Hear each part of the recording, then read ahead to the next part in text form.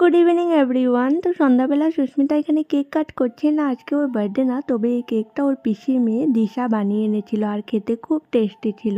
আর রাত্রে ডিনারে চিকেন হয়েছিল, চিকেনটাও খুব ভালো হয়েছিল খেতে। আর এটা নেক্সট ডে মর্নিং সকালবেলা ব্রেকফাস্ট করে ঘরটাকে গুছিয়ে নিলাম, তারপর আবার কিচেনে চলে গেলাম। কিছুটা রান্না আমি করেছি, বাকিটা সুস্মিতাই করে নিয়েছিল। আর রিবিকে খাইয়ে ঘুম পাড়িয়ে দিলাম, এখন লাঞ্চ করে নেব। আর মা না বৈষ্ণব সেবায় গিয়েছিল, সেখান থেকে কিছু ভোগের প্রসাদও এনেছে।